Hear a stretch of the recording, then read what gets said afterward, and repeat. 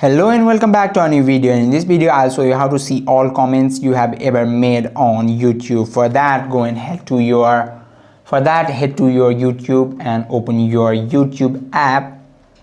Then what you need to do is go on your profile and you can see your profile picture on that, and that will be symbolized with you, and go to this gear button, that's our settings, and then you need to go and find manage all history. That will be on the first page, but in the bottom area tap there and go and tap on, and it will take few seconds to load, or it might take few minutes according to your network connection.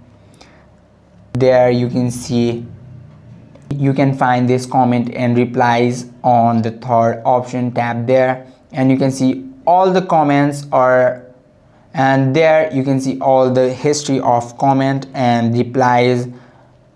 I hope this video helped you out. If you have any questions or queries, just let us know in the comment section. Thank you for watching.